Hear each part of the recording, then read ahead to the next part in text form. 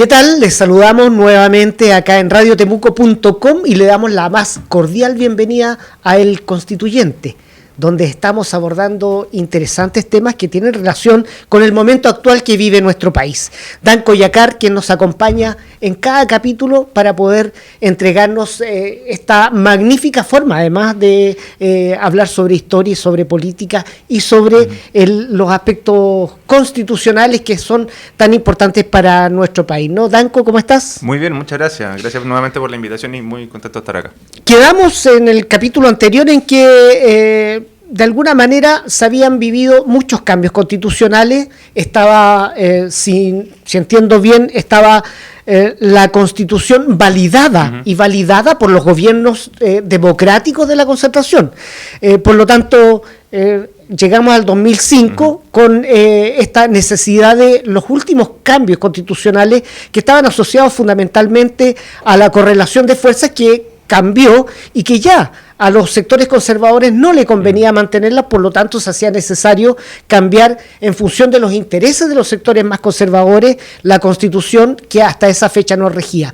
Sin embargo, ha llegado el momento en que una ciudadanía completa empieza a hacer esta demanda. Lo que surge como duda es ¿por qué aparece esta demanda de seguir reformando o cambiando lisa y llanamente la Constitución? A ver, yo solo dos comentarios en relación a lo que tú dices. A ver, no es que la Concertación haya validado, no voy a defender los gobiernos de la Concertación, pero no es que la Concertación haya validado. Todos validamos en la medida en que concurrimos a los procesos eleccionarios. O sea, cuando votamos, me recuerdo haber votado desde la elección del año 96 en adelante, eso significa, es un argumento para hablar de que hay una validación de un orden constitucional. Lo que hace el presidente Lagos es básicamente modificar la Constitución de manera íntegra, pero sin tocar nuevamente, como te dije, estos enclaves, estos nudos centrales, estos nuevos coordenadas de la Constitución. Si uno se va más atrás, la demanda por un cambio constitucional proviene incluso desde el mes siguiente a la entrada en vigencia de la Constitución. Te estoy hablando de 1981, abril. Que se va repitiendo, incluso está en el programa original de la Concertación. Y pasa de presidente en presidente en presidente en presidente. Yo, a propósito de este estallido social y la cuestión constitucional, el momento constitucional que se ha instalado, me he dedicado a revisar para atrás hasta el año 2000 los discursos de los presidentes, para darle más solidez a las exposiciones o clases. Y me he encontrado con que de los programas, desde el 2000 en adelante, todos los presidentes, todos los candidatos, sobre todo los sectores más liberales, digamos, no tan conservadores, digamos, hablan de la necesidad de un cambio constitucional. Pero finalmente no se produce ese cambio constitucional. Si tú te recuerdas, el año 2000, la presidenta Bachelet inició un proceso de cambio constituyente, efectivamente. Inició un proceso constituyente. Pero sin embargo, no se tradujo en ninguna reforma sustantiva. ¿Qué es lo que te quiero decir con esta mirada larga, digamos? Es que finalmente fuimos guardando bajo la alfombra una serie de problemas que estaban debajo de la Constitución que en algún minuto tenían que estallar, tenían que salir. Esto en sociología se llama el punto de ruptura. Es decir, cuando ya la gota derrama el vaso, el problema no es la última gota, digamos. El problema es que se van juntando una cantidad de agua tal que ya no aguanta ninguna gota más. Eso nos pasó con la Constitución de 1980. La Constitución, y en Chile, las constituciones nunca han obedecido históricamente a acuerdos democráticos. Siempre han sido la imposición de un sector sobre el otro. Si uno se va atrás, desde el año 1811 en adelante, es la imposición de un sector sobre otro. Nunca hemos tenido una constitución que ha sido una constitución democrática, plenamente definida por todos nosotros. Y lo que sucede es que finalmente estos problemas no se pueden esconder bajo la alfombra. Sobre todo cuando hay una generación, y esto lo conversábamos hace unos capítulos atrás, así es. Hay una generación que no le tiene miedo a nada. Que es una cuestión, no sé si vieron el reportaje de uno de los diarios de mayor circulación nacional, sobre el quiebre generacional que da cuenta la encuesta CEP. De 35 para abajo no le tienen miedo a nada.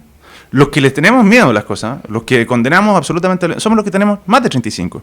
Porque crecimos en una sociedad de un Chile profundamente dividido que afortunadamente los chiquillos de hoy día no conocen. Entonces, eso, en algún minuto, esa fractura se iba a evidenciar en términos políticos. Y esa es la fractura a la cual obedece este acuerdo constituyente. Finalmente te quiero llevar a a esta relación existente entre las necesidades que demanda la ciudadanía, o un sector importante de la ciudadanía al menos, respecto de lo que significa el cambio de una constitución o este proceso constituyente. Porque hay voces que dicen que no es necesario un cambio. Por lo tanto, la pregunta es, ¿cómo hacemos esta relación? ¿Es tan así como que son sectores políticos más interesados y no están relacionados con la necesidad de un pueblo, de una sociedad completa, de poder construir su propio futuro a partir de este marco regulatorio? A ver, hay sectores que dicen que no vivimos bajo o que no están las condiciones para discutir una constitución.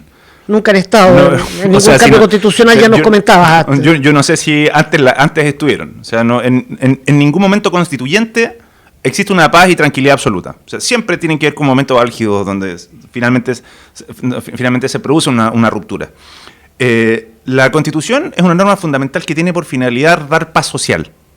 Y la única manera de lograr esa paz social, no una paz de cementerio, es decir, impuesta o bajo la fuerza, o bajo los muertos, digamos, es establecer normas mínimas en las cuales todos estemos de acuerdo. O sea, normas que sean tan centrales y fundamentales que en ningún momento las vamos a cuestionar. Yo siempre hago este ejemplo, y con esto cierro mi intervención. Si uno se compra un auto y tiene que mandarlos todos los días al servicio técnico, hay un problema o con el que te repara el auto o hay un problema con el auto. Nosotros nos pasa lo mismo con la Constitución. Significa que si esto viene arrastrándose hace 40 años es porque el problema es la Constitución. No podemos estar discutiendo la Constitución todos los años. Necesitamos una Constitución que nos deje relativamente satisfechos a la mayoría de este país. Y eso no sucede con esta Constitución. Pero perfecto. Te quiero invitar que en el próximo capítulo abordemos entonces lo que son las formas de hacer estos cambios constitucionales. Perfecto. Ya hemos hablado de asamblea constituyente, convención constituyente, existe. Hay varias formas de poder abordarlo. Por lo tanto, la invitación es que en el próximo capítulo podamos abordar esta forma y cuáles son las diferencias. Encantado. Nos encontramos entonces en una próxima oportunidad. Albasura es una empresa joven con un sólido crecimiento avalado por la fabricación, instalación y distribución de productos metálicos que se caracterizan por sus altos estándares de calidad, gran nivel de terminación y detalle. Cubrimos la demanda del área de la construcción, fabricando todo tipo de elementos para protecciones hídricas en techumbres y terminaciones estructurales de distinto tipo para uso industrial o domiciliario. Conocemos las nuevas formas de uso de la biomasa en equipos de combustión más eficientes y menos contaminantes, como las estufas y calderas a pellet, que han ingresado con fuerza tanto al mercado industrial como residencial, y contamos con los accesorios de soporte para su buen funcionamiento en evacuación de gases y una amplia gama de repuestos. Realizamos servicio técnico a domicilio por la compra de nuestros productos. Te asesoramos con la seguridad y confianza que nos caracteriza.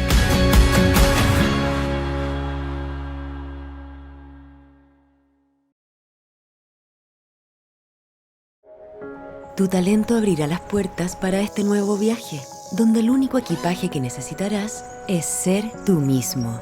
Lo que aprenderás en el camino harán único tu trayecto. Avanza paso a paso y deja que esta tierra, que es tuya, sea tu mejor escenario. Este camino será parte de tu vida y en él permanecerá la huella que quieres dejar. La UFRO comienza en ti. Universidad de la Frontera, admisión 2020.